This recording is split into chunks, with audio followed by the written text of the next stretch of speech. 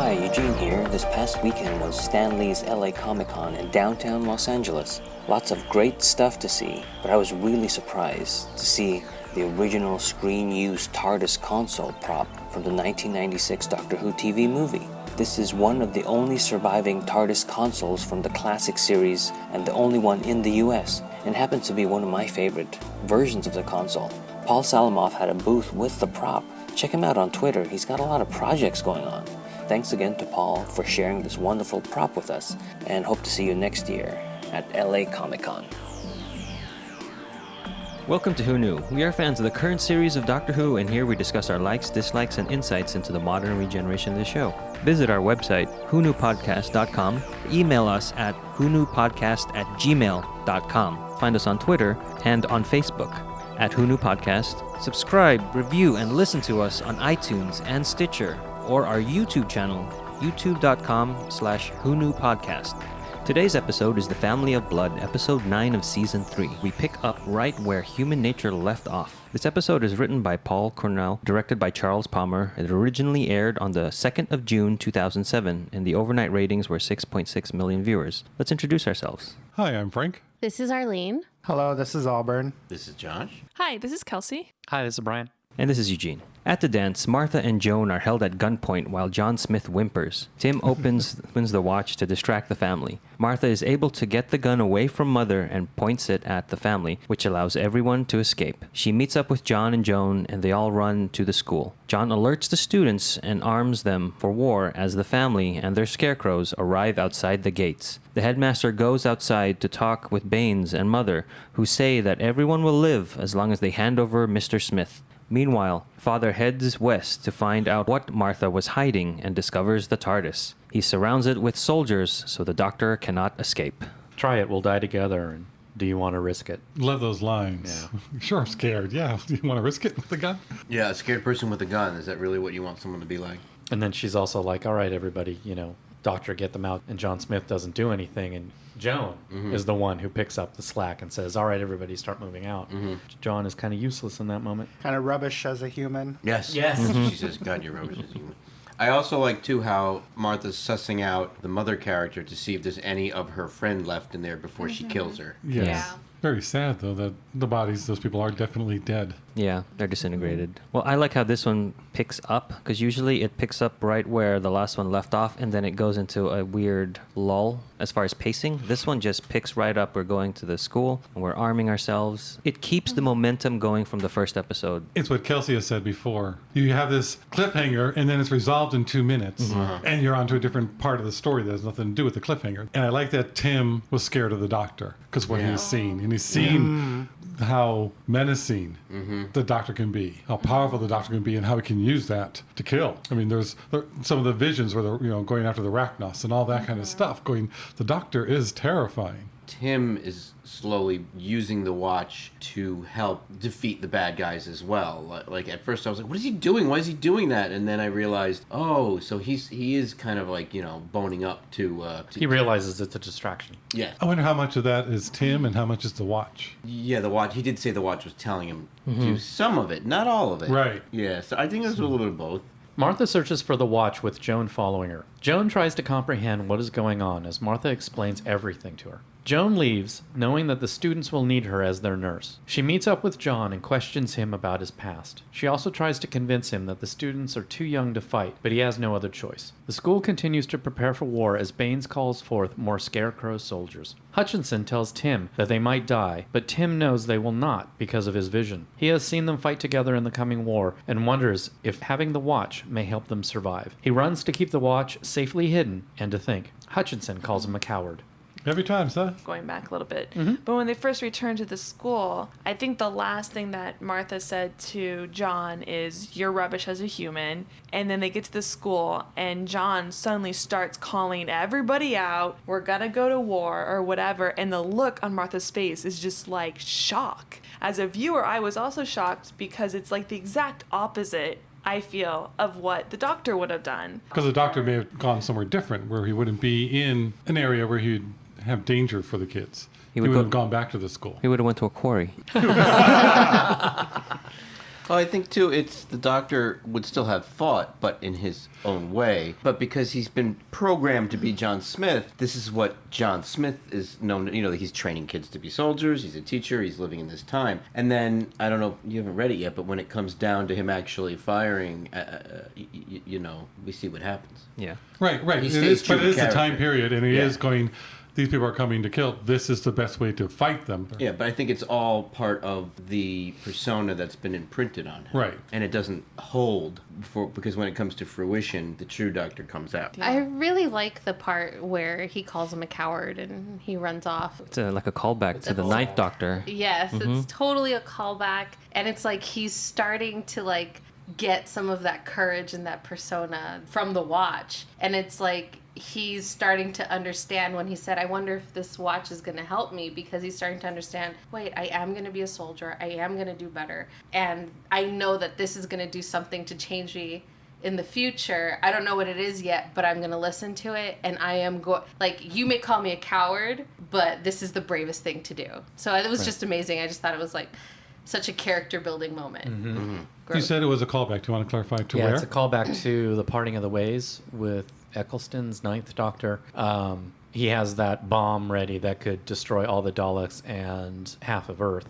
And the Dalek Emperor toys with him, saying, what are you going to be? Are you going to be a warrior, or are you going to be a coward? And the Doctor says, A coward. coward any day. And the producers and the writer, they were doing it, they said, because they were kind of giving Tim some Doctor-esque qualities. And they were doing this callback to just kind of tie Tim and the Doctor together just a little bit. I like the music that was playing as they're getting ready for war. The Having fife and drum? Yes. I thought Is that was that the done really well. children I liked it. singing? Or No, this was That's- instrumental. Frank's talking about the one which is literally like the fife and drum, Yeah, like, so, yeah. like Revolutionary Oh. War. Yeah, know, yeah. No, and a march, I like kind that of too. a, Right. Yeah, the hymn you're talking about, though, is He Who Would Valiant Be. And they play that in the first episode when the kids are marching up the flagpole shot. And then they play it again in this episode. Is that like a war hymn? I don't think so. Or... I like the scene between Joan and Martha It's an excellent scene. where Martha's saying, no, I'm a doctor. I took my lessons. And that's too far for Joan to believe. Aliens, maybe. Yes, aliens maybe. But, But a black woman, a physician? and that rather than arguing with her, it's like, I love that Martha's, this is all I know. These are all the, bones of the hand, and going through them all. And just off the top of her head, knowing it. It's like the best way to prove it rather than arguing. Going, I have that information. I do know that. And I love the. And the well, you read reaction. that in a book. Well, of course. You had to study. To pass an exam. Yeah. I also like Joan saying, I am these boys' nurse. So I am going to go down there. I'm going to go into harm's way because those boys are going to need me. And she was trying to understand, Yeah. Yeah. She all wasn't of this making and fun. grasping this. She wasn't dismissing either. right. But it was just like, in my world, that's not. And then all the information keeps coming in. And then it is, I have to do my job. I have And to also, do what's too, important. this whole and why I'm here. episode, Joan has the journal. So it's like she's constantly referring to the journal to figure out what the heck is going on. And she's finding out other things that the Right. journal's real. Right. It's not Right, just yeah. dreams. And then I like when she goes down to talk to the doctor about, tell me about this. Tell me about Nottingham. Tell me all And this you stuff read, to it's go like on. reading Yeah. an encyclopedia. I need to know the truth, and Yeah. you're not telling me the truth, and you don't even know the truth. It's like a just like- Wikipedia entry. Just trying For to you believe the unconceivable Right. is truth, and just like I need proof, and it's like you're giving it to me, and I don't like that. Which is really interesting to me because they're really talking love now, like they love each other, and she knows that it's like all starting to click that he's not real, but she still loves this idea, and it's like how does she continue to love this idea and think that the idea is the better Version? the better version? That's what it's. She doesn't know how much is real. Like he was saying, our kiss is real. What we have is real. This other story, I don't know what that is. It's just a story, but their bond is Well, what she's holding on to, even if everything else changes. It's also she's in the midst of figuring of dealing with this. It's not like, oh, this. Oh, I guess I feel this way now. It's letting go. Like she finally let herself love again after her husband died. And in the midst of this crazy thing that's happening, she's trying to think logically about something emotional during something incredibly visceral and physical. So it's everything is acting against every aspect of it. Yeah, which I think is pretty. I think it's cool. It's wonderful the way it's written because of all of that. Because she gets it, yet it's still in this Yeah. realm of super confusion. Right. And the actress totally sells it. And it like later on, as we'll probably get to it, but the John Smith doesn't. Yeah. Well, I was wondering that too. Like, how much of it is John Smith doesn't get it, or it's like the way he couldn't see the watch. He could. What was it called? Perception filter. A perception filter. Almost like there's a perception filter over this truth. So that could be why he's so resistant. Oh, I like But- that. Yeah, that makes me feel better about John Smith. It's part of the perception field to the watch. In That that he would you are fight not this? the doctor. I go the other way, I where he have- is just so completely John Smith. Which then again I don't want to go. gets me to a place where like, how could she fall for John Smith? We also get that kind of that remembrance of war that we talked about in the previous episodes. So the headmaster, it's like war. Don't make war glorious, and he's like, don't say that to me. I fought in war. Right. I did my duty for king and country, and I used dear friends' bodies as Sandbags. It's like I know what war is, but sometimes you have to just do what you have to do. And I like that this headmaster seems like he's going to be an archetypal person you hate, like the principal of the school who doesn't understand people or doesn't understand kids, and someone who's essentially a villain. But he actually turns out to be quite a thorough human being. And what you just said, how he used his friends' bodies as sandbags, so he's actually someone of substance, not someone who's just a hoity-toity. Upper class. Someone who's upper class who's never been to war. They gave the character depth. Yes, and understanding. So even when he was harsh, you kind of sided with him. Which is what I think Doctor Who is great at doing. Yeah. I love that about it, the show. And what did you think of the line of, well, who are you to him? Oh, just a companion, just a friend. I'm not a rival to you. And then she's like, well, I'm doing my duty as much as you are. But it is bringing back that jealousy. Oh, thank you. I was confused. I didn't know why she said I'm not a rival. And Oh, I yeah. was like, a rival of the doctor? I was so confused. We are She not was romantically telling linked. Joan, like, Or she that, said it. or there was a romantic thing between the doctor and between I. her and the doctor. So Yeah. John Smith isn't going to leave you to become the doctor so you can be with me. Yes. Yes. Oh, Yeah. okay. Yeah, and she is saying that, and I Martha's was saying that very with. confused about that. I was like, why does she keep saying I'm not a rival? Because she's already gone through that acceptance scene, which I think was in the last episode, where she's just like, he's finally human, he's in love, and it's not me. Yeah. So she's sort of like, all right, I had that moment already. So this is sort of referring back to that. Do you think I know this is shoulda, coulda, woulda kind of thing, but if Rose was a companion at this point, would he have fallen for Rose, or would it still be? Yeah, I don't think Rose would have let him fall for Joan. Yeah, she would have put it in. She's like, no way, this is not happening. Yeah. He would have fallen for Joan. Which You think he would? think fall the- I think he for would have, because this is Rose would have been a schoolgirl. Again, it was just no, because she would have No, been a she would have maid. been Maid. well, yeah, but I guess you're right. But you yeah, see, yeah. that's the thing.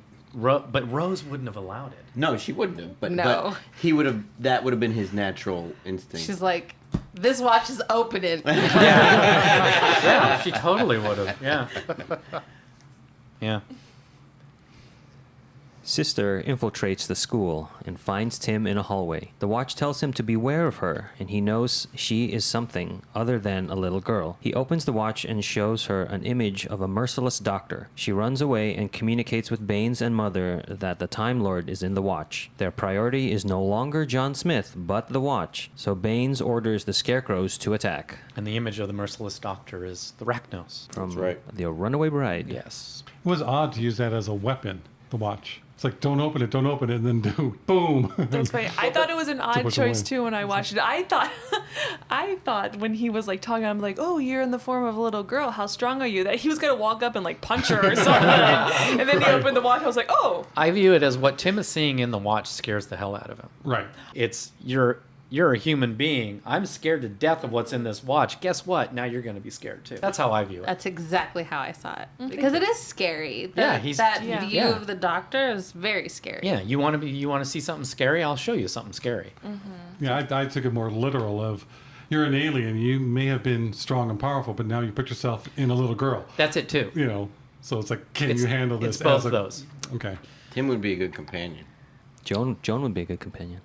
I know, Both but of I'm them would be talking great. about Tim at the moment. I'm talking about Joan. Don't be ageist. I agree. And then Yeah. his special abilities would help. He can what? He can warg. from Game of Thrones. Oh, Yeah, this kid only takes roles where he's psychic. It's in his contract.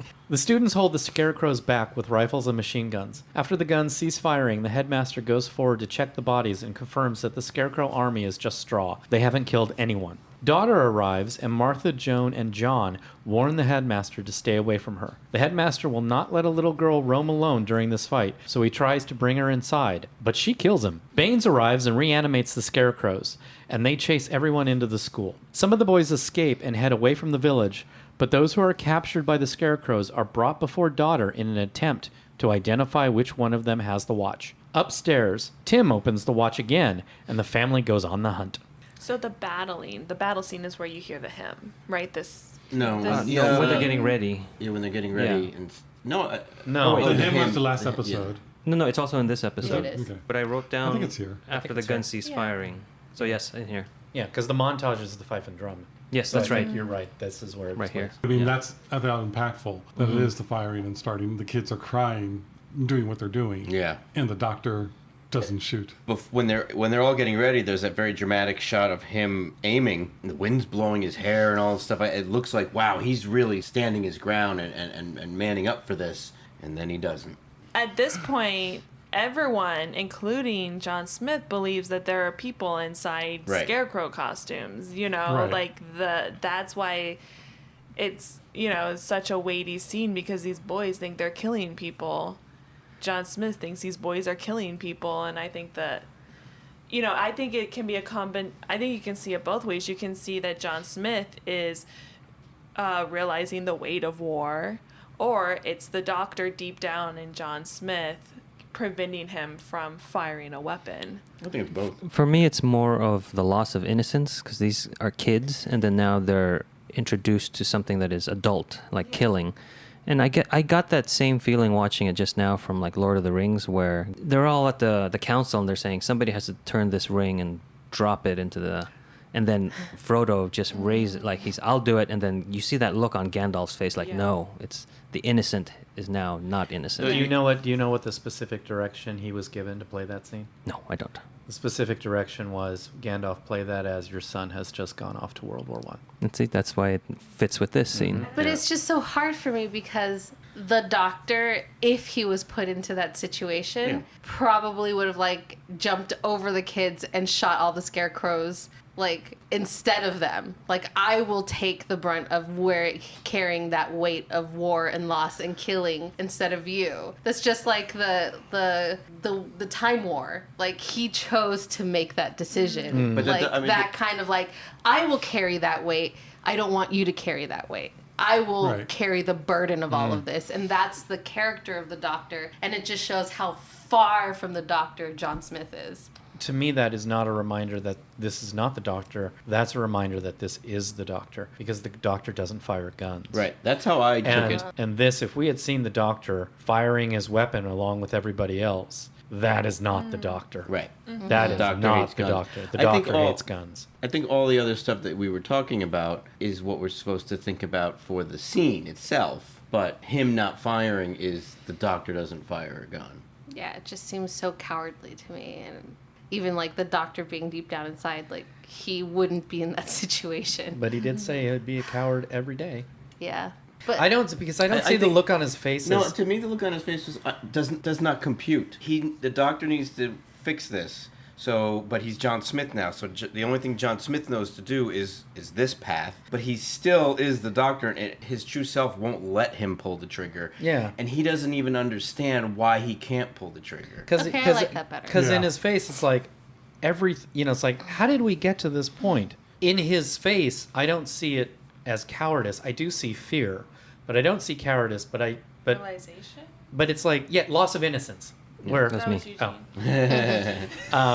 but I see it in his face as everything. Yes, I do see fear there. I don't go so far as to say cowardice, but it is also, why are we at this point? Who are these people? Look at these kids with the loss of innocence. Plus, at the same time, I've got this scary maid who I inherently trust telling me that I'm not a human being. I mean, so much is going on that it's just rattling his brain.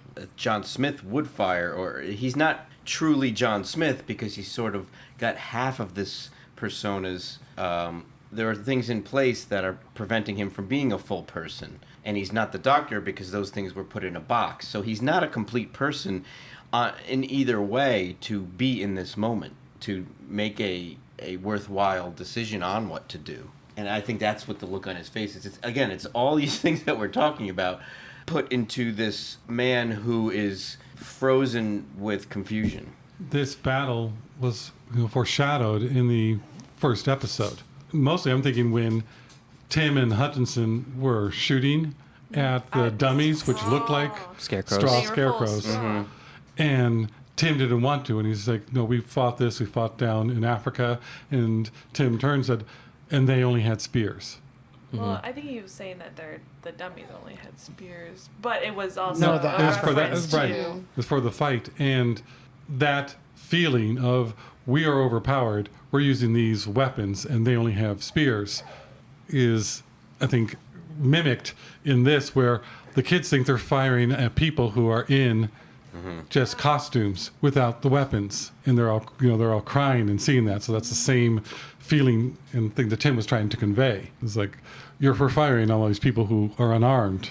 We're just killing them. So that's, I thought, was foreshadowed in the other episode. John, Martha, and Joan escape the scarecrows, but they see Father outside with the TARDIS. John recognizes it from his journal, but does not want it to be true. He doesn't want that life. He just wants to be John Smith, teacher. Martha reminds him that they need the doctor. Joan leads them to the little girl's home, which is now empty. She deduced that if daughter returned to the girl's home, she would have killed the parents. Tim arrives and gives Martha the watch. John doesn't want to open it, but the family has begun to bomb the village to flush him out. He suggests just giving them the watch, but Joan convinces him that they would only continue to destroy everything. She takes the watch and holds his hand. They both see the life that could have been, a life of them growing old together and having children, a life that the doctor could never have. Get the tissues. It reminded me of the Last Temptation of Christ. In the movie, the Last Temptation of Christ is on the cross. He sees what human life would have been. Like he's With Mary married. Magdalene, Right. It gets a little weirder than that. But he has kids. He raises a family. And that's something that, the doctor and the show, the ordinary man being the thing that is most unique and most special about humanity is living a good life, whatever that entails for the individual. But this was his one opportunity to really have that we've seen in this series, and he knows that he can't. That's kind of cool that he got a chance to see it. And I think Joan sees it as well, like Yes. they see it Yes, she together. That's how I Yeah. Yeah. Joan interpret it sees too. it. Yeah. So sad. This scene got me. I mean, those 3 kids were never born. Their grandkids were never born. Doctor, you're selfish. Live this life, But at the same time, would they, because of the family, may have just slaughtered the whole planet? No. They can't have that. Agreed. Yes. They can't have that. I understand that, but it's just so Yes, it is. devastating of what There's could that have part been. of you going, no, doctor, live that life. Right. But then the world will be destroyed. No, but it. But Yeah, the needs of the few outweigh the needs of the many. I love No, Jones. it's just sad to think about that fact that he'll never have that. Yeah. And I love everything about this scene. But Joan is so awesome in this scene where she deduces about the house, which is Great. tragic. Yeah, but great. for her. Tragic. Smart. She goes into the house. She puts her hand on the teapot. It's cold. Stone cold. So she knows she's right. And she says, how easily I accept these ideas. But it is just like, I'm believing in the truth. It's real. This is what's happening. And Yeah. I how easily I can adapt to this, and I am not happy. She's not just talking about the teapot. She's talking No. about reading the journal and the situation at hand. The entire situation that they're going through, not just Yeah. the parents have been killed Like, by she's basically conciding the fact, like, I am figuring this out, and it is actually true. I love Joan here because she knows the truth. So she knows that when she says, but the doctor can't have that life. Right. The doctor has so many adventures, but he can't have that life. And she makes that Humphrey Bogart decision in Casablanca where You'll regret it. Maybe not today. maybe not today. Maybe not But someday. Yeah, so it's like she makes that she becomes that character where you go and be better for the world. I saw Joan saying that line to John Smith as a way to comfort John Smith. And John Smith has to die to become the Doctor. And John Smith doesn't want to become the Doctor. And he has to make that decision to save a bunch of lives. He has to kill John Smith and become the Doctor. For me, when they see the life that they could have together as John Smith and Joan, it's almost like Joan is like telling John Smith that it's okay to not want to be the Doctor, because the Doctor has all these great adventures but could never have this one. So it's okay that you don't want to give up the life of John Smith. It's kind of foreshadowing, like, I don't want to go. I like how John is angry at Martha. I like when how he says to her, he like, what is lashes it you out and he's do? lashing out at Martha. Yeah, that, I mean, I can see that Martha, it hurts her, but she also understands Totally. the Yeah. situation. Like, I can't get mad at him; he's not himself. But what you guys were saying about him and Joan, just I think also too, John Smith / the Doctor has never really, and I don't mean this in any sort of lewd way, has never consummated, well, that we know of, a real. He has a granddaughter. That's true. That's what I was going to say. Well, like this part of the Doctor, like Joan has had a marriage. She's had all that, so she kind of has perspective on love, whereas this John Smith doesn't, and he's acting like a child who's fallen in love for the first time. Because also at the same time, yeah, Joan's been through this before, but she has also been through great loss. Yeah, well, yeah. So but she knows what's coming. right. She knows what choice she's. Yeah, you know. or he's a child because he's only 2 months old. Right.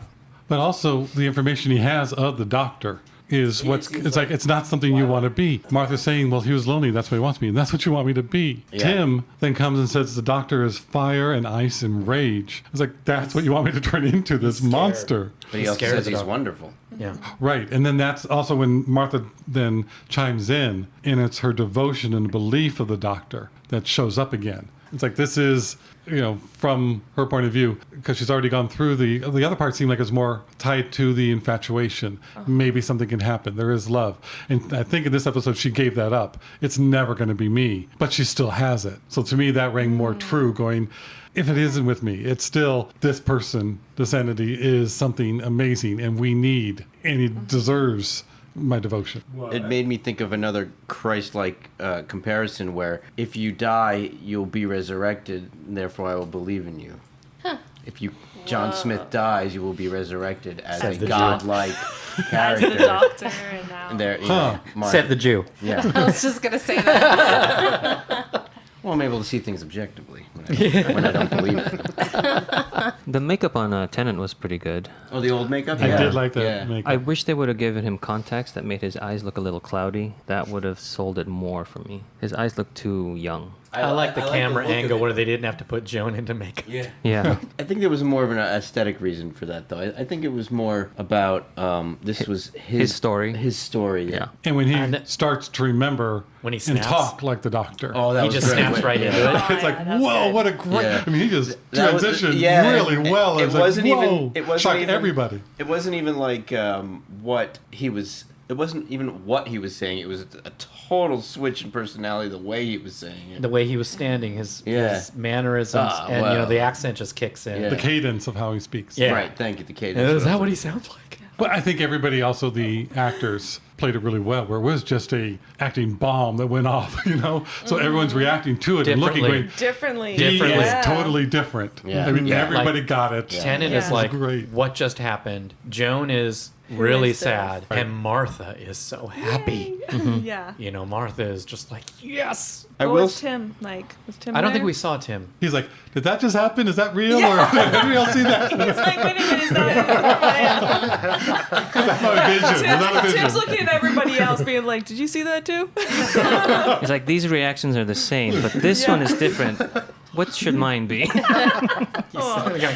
I told you. Well, I don't think he's surprised because he's been seeing the Right. Doctor. Yeah. Yeah. I think that what I found so endearing about Tennant's portrayal of him is how vulnerable and honest, like, his vulnerability was in his eyes, and the fact he was falling in love with, and that's something you don't usually see in the Doctor. So I think that's what was sort of drawing me into this John Smith character, is it was a very vulnerable performance. He's an incomplete person. Like, it's not even what this John Smith would do, because he's being blocked because of he's only 2 months old and he's half But a he's person. not an incomplete person. He's just put in a situation that he can't handle because he's I don't not. see it that way. I see it as he's being Thank you, blocked Andrew. from doing what this John Smith would do because he doesn't have. He's never. Invention of the TARDIS. Yes, exactly. Thank you. Yeah, he is an invention of the TARDIS. I will give you that. But he's a complete invention of the TARDIS.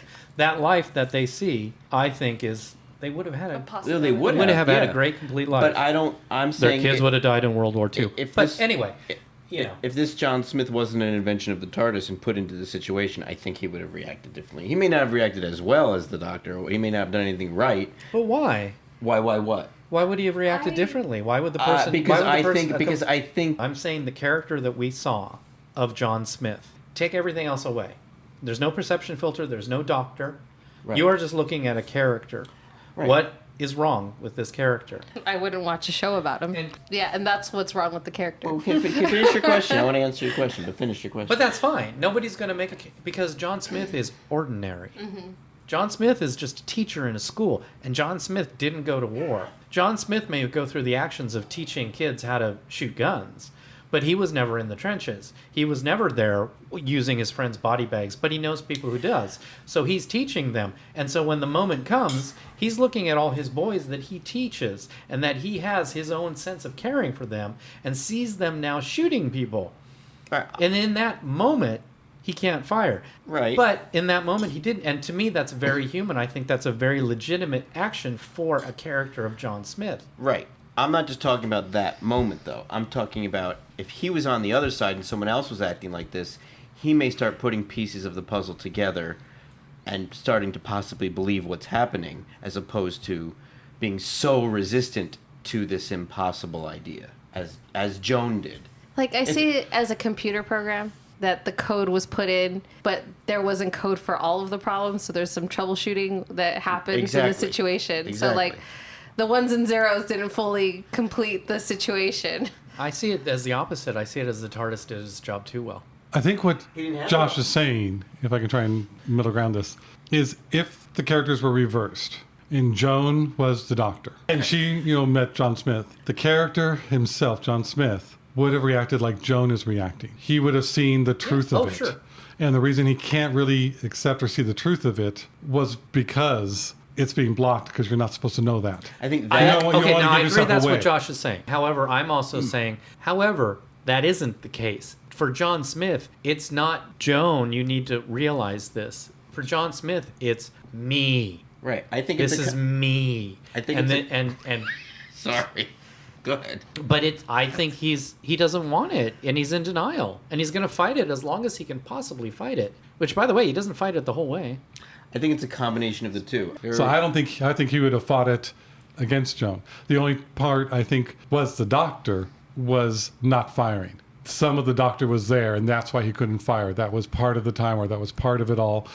All the other battles as well. But I think John Smith would have fired, but because the Doctor was still there, that prevented him. I agree with that. I don't know. I just think it should be all or nothing. Either the Doctor, like John Smith, is like no Doctor at all if the TARDIS did such a good job creating him, or the Doctor is the John Smith is like super gray because there's so much Doctor still there, and that's why he can't shoot, and that's why he can't do these things. Because he mentioned Gallifrey, there is some Doctor there. So that's why And he has all for the me dreams. it can't be one or the other.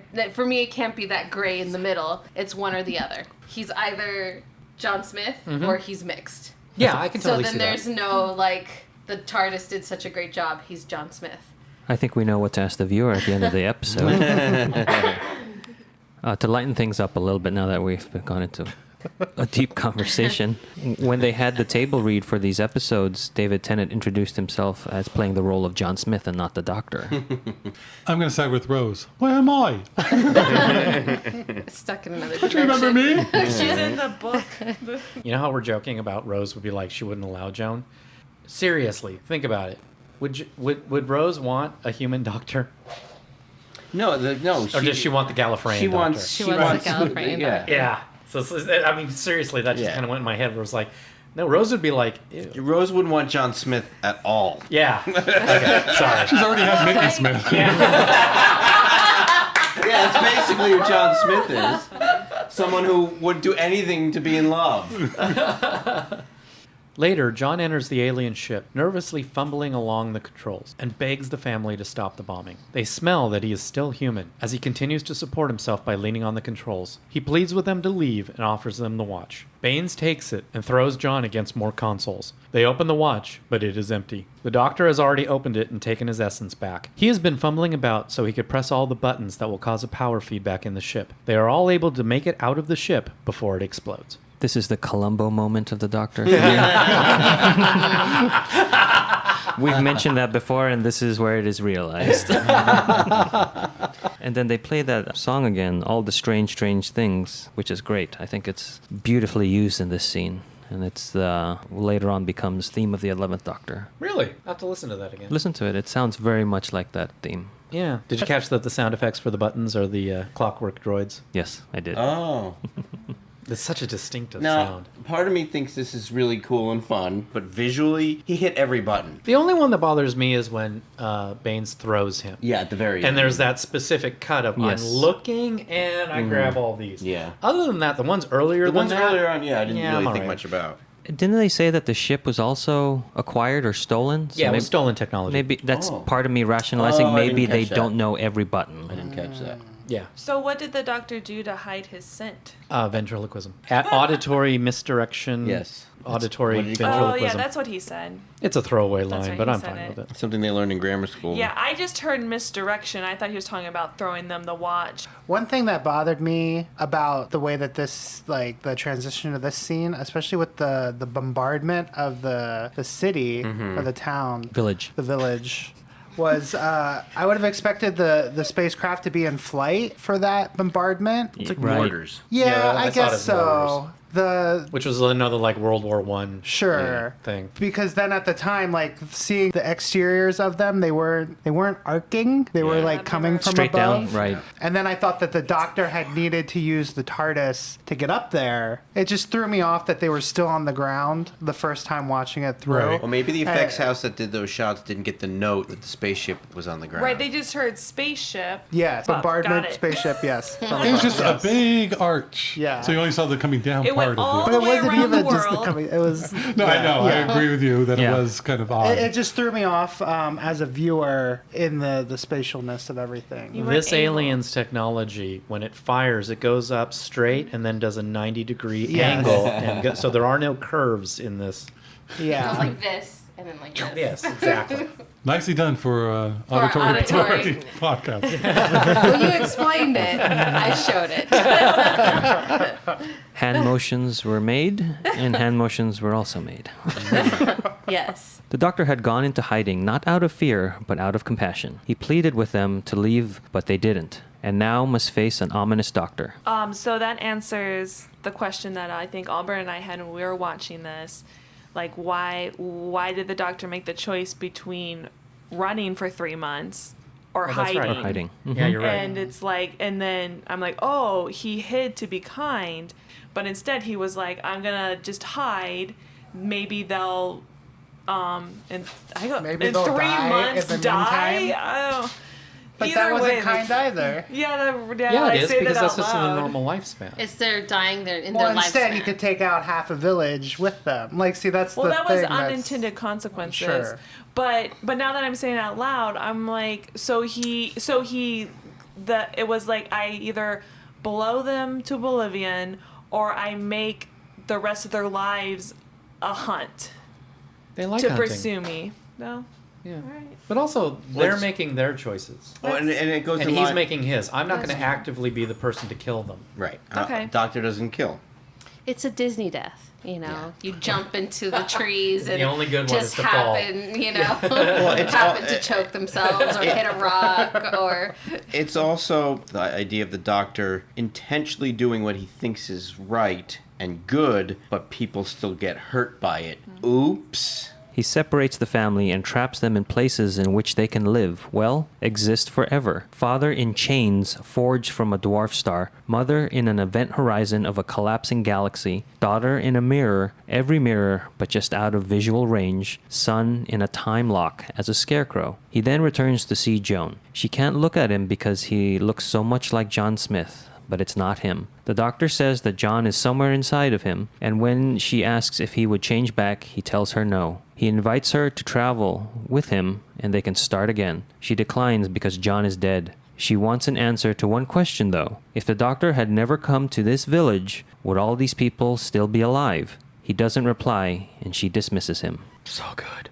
First off, the fury of a Time Lord. Yikes. That's why Tim was so scared. Don't make him mad. So why do they live forever and not die in 3 months? Because he creates the spaces, yeah. time locks. He and- time On, yeah. on all of them? Yeah. See, the chains I didn't get. Yeah, the chains He's I don't chained get. up. I think but- it's because it's from a dwarf star. There's some sort of event horizon thing in it. The gravity well Yeah. of those chains. Yeah, I liked it the first time I saw it, and then afterwards it's, this doesn't make sense kind of idea. And then the whole Bloody Mary part of it. Oh, I know, right? with Thanks, daughter. writers.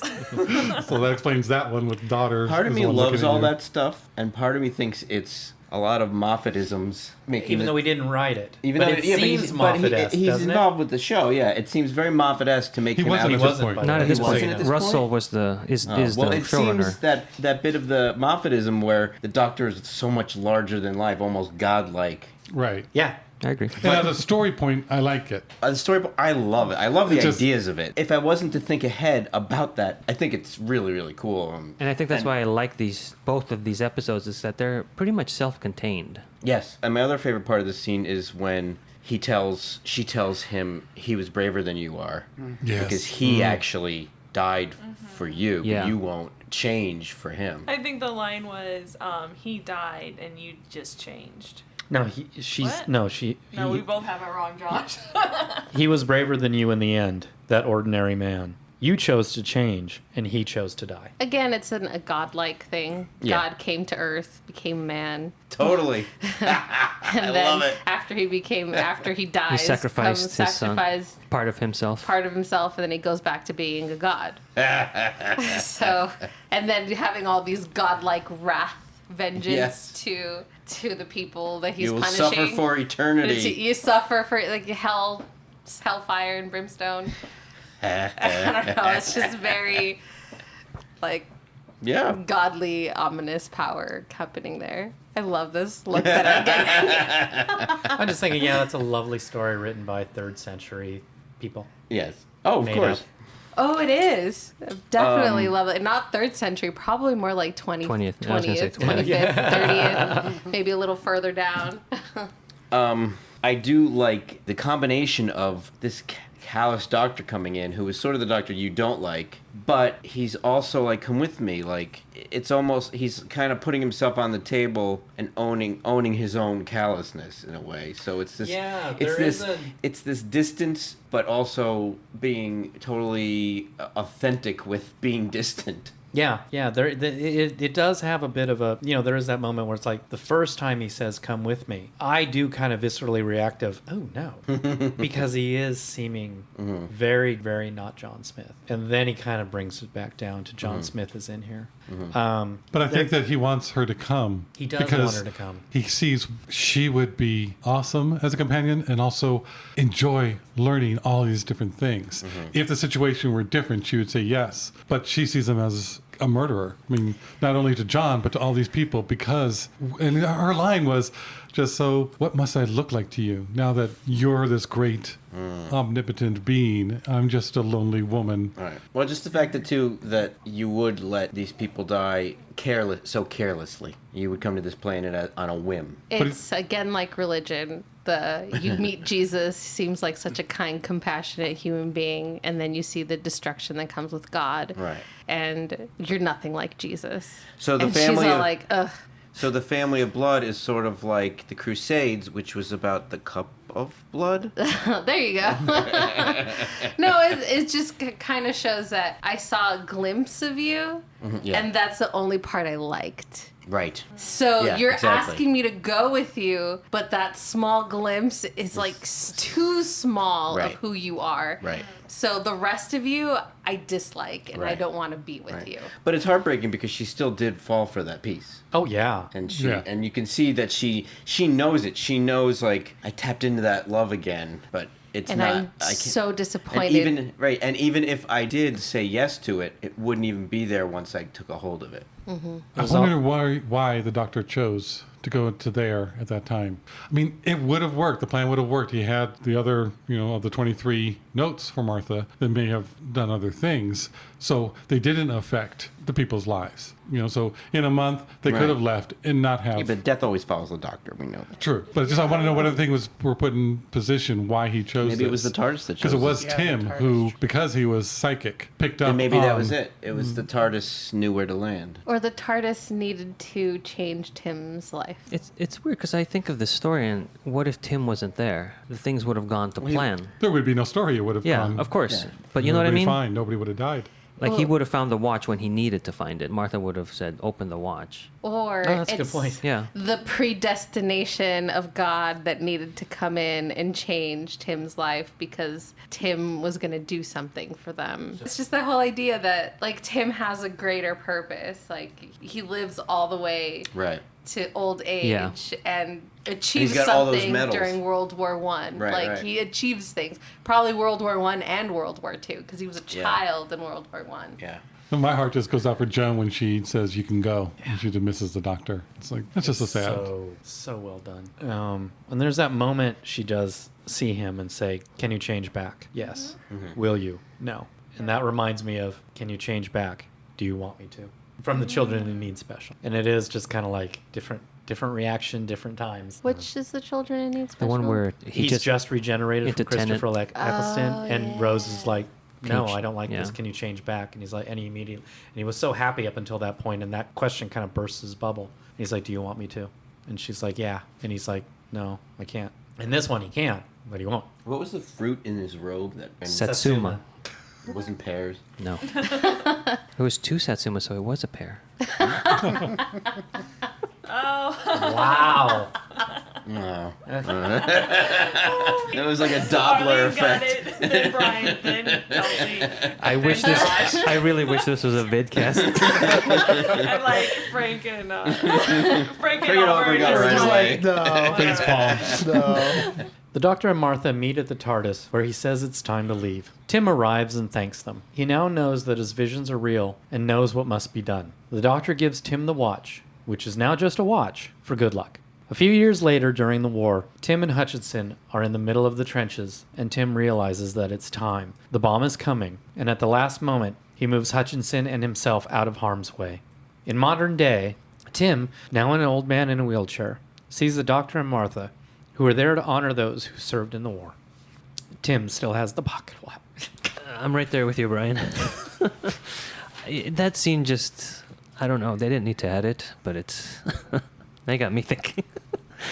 Because my family has served in the military, and my two brothers are there, and my youngest brother's there now. I don't know.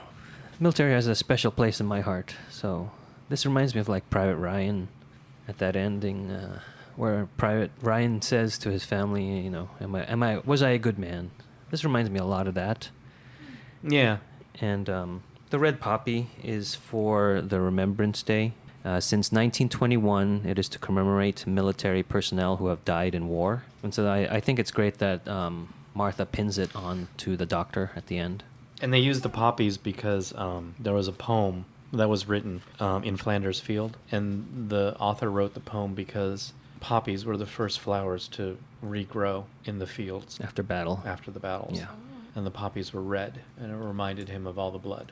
It's also another Wizard Yeah. of Oz reference. And Remembrance Day is November 11th, Yep. 11th hour Mhm. of the 11th month. Oh, the 11th Oh, day. Okay. No, 11th hour of the 11th day of the 11th month. Every veteran in this episode died except for him. The doctor? No, except for Tim. Oh, except for Tim. Except for Tim. So the veteran outside, I don't want to call Crimean him War. begging. The Crimean but War, yeah. From the Crimean War, the headmaster of the Boer War, and Tim was the soldier at the end of Yeah, old because age. Hutchinson He saves was Hutchinson. older. Well, he's What's that? older, so he died at Yeah, but he died not in war. not in war, yeah. Yeah, but we don't see him in the show. No, I know. Yeah, but and then the men in the show who are representative of veterans, he ended up living and getting all those medals and obviously being of use to the world. Yeah, well, I'm saying that puts a button on that idea of the Doctor being there created that, because I think if Tim didn't encounter the Doctor, he wouldn't have become that soldier. The war hero. The war, he would have gone crazy because of his psychic abilities. So maybe with all those people that did die in the village, the Doctor's influence actually saved many more. His vision, we never saw the bomb actually hit them. Right. So it could be that nothing changed. It was the way Nothing it's going to changed, be. yeah. Oh, I think but that... it was just a forewarning to go, this is the time you have to move. Exactly. That's exactly Yeah, what I don't think thought he it was. changed anything. I don't think it changed No, anything. yeah, but I think he knew what time it was when that bomb was falling, so that he gets the watch. The watch is a reminder. The watch, so we know, oh, it's time to move. It gives him that Yes. courage to do what he was supposed to do. Right. Yeah. The actor that plays old Tim is Hugh Reese. He did a great job. He did. He read a lot on. You could read a lot on his face. Yeah. He had no lines. I do want to mention that because there was a female vicar All right. at yeah. the Remembrance Day. Yes, you're right. And I think that was definitely put in to go, no, from the whole story of 1913, women have made it to a certain point. Maybe not completely, Yay, go us. but I do like that point that they put it and definitely made it, a female character. I looked that up. Women become vicars in the 90s in the Church of England. England is so much more advanced than the United States. Well, they used to be. Yeah. Yeah. Then everyone's going. Well, They can't even keep their toilet tanks on the ground.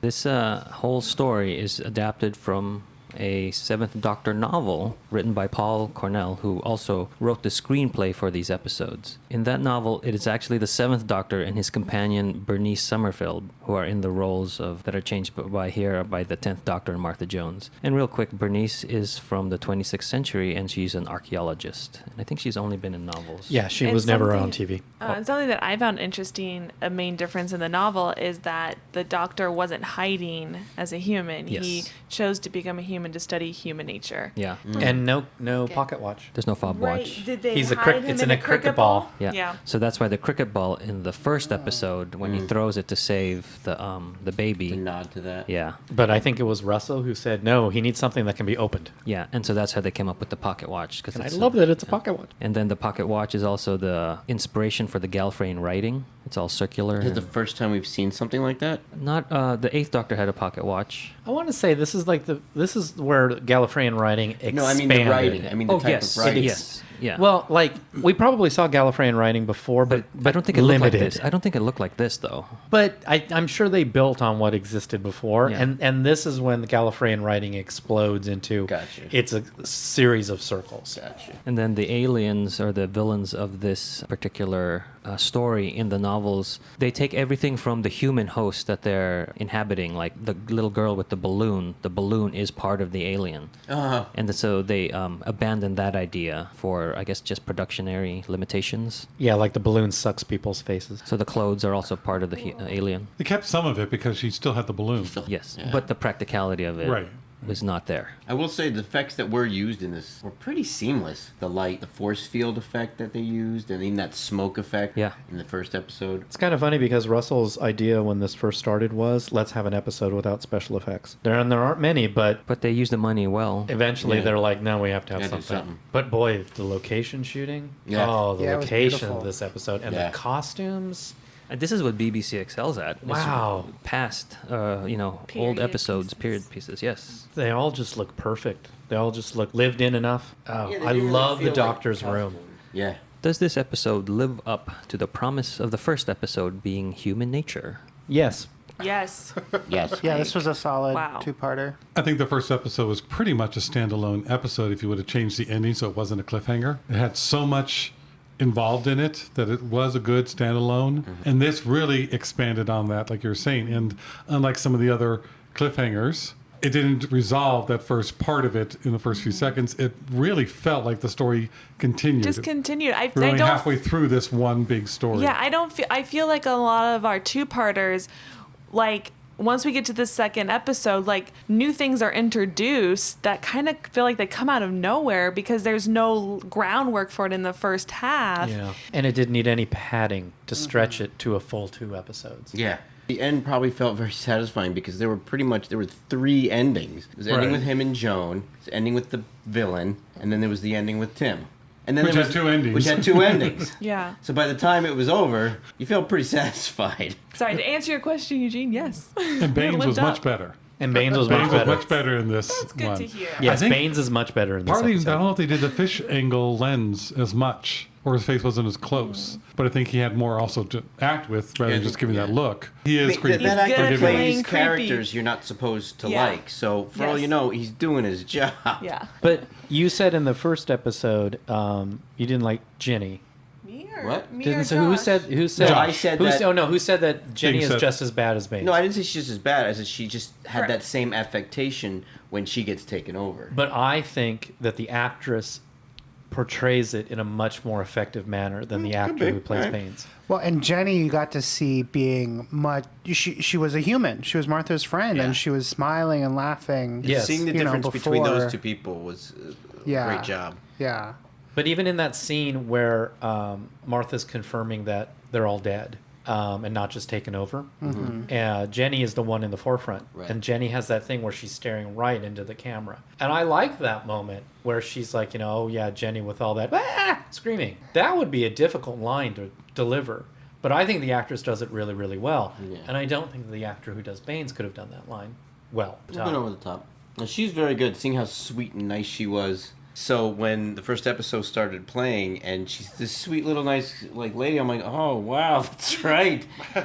And so I thought she did an excellent job. There was a lot of lines that were kind of interjected to help the story along, like the one with Tim from Baines, the reanimate from Yeah. Baines. Like, I don't even think that was on screen. I think you just Oh, yeah, It was that's off you screen. just heard it. Well, maybe Yeah. we should put in a line there where he says reanimate. Fine.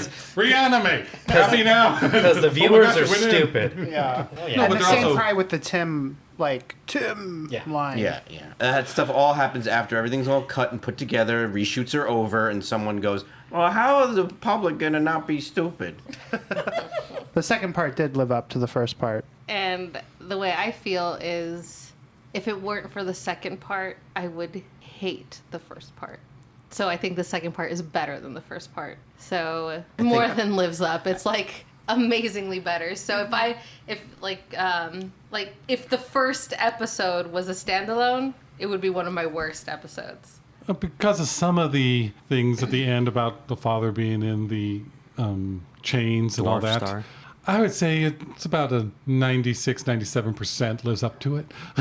There's a few little things, but we're not giving it a complete 100.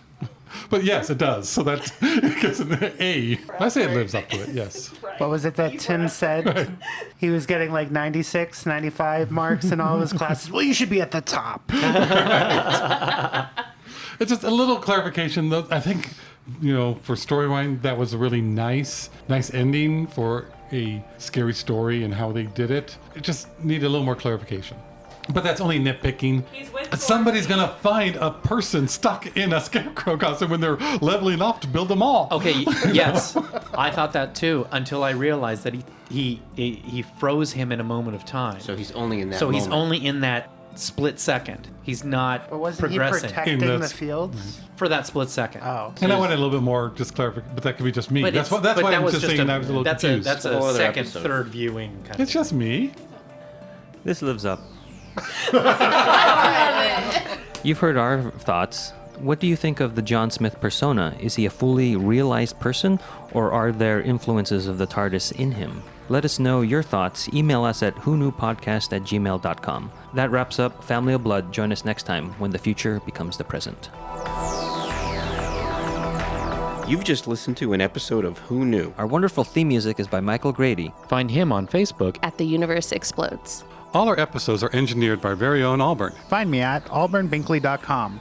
You can find this show in several places. Follow us on Twitter at Who Knew Podcasts. Subscribe, review, and listen to us on iTunes and Stitcher. Or our YouTube channel, youtube.com/Who Knew Podcast. All our episodes are on whoknewpodcast.com. You can leave comments there or email us at whoknewpodcast@gmail.com. This podcast is inspired by Doctor Who. The longest running sci-fi show in history. And especially the revival spearheaded by Russell T. Davis. thanks to Russell. Sydney Newman. Verity Lambert. Ron Grainer. And all those involved in the adventures of our favorite Time Lord. Your work continues to inspire and entertain.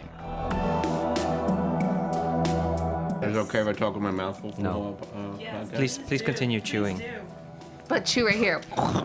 Just unplug his mic.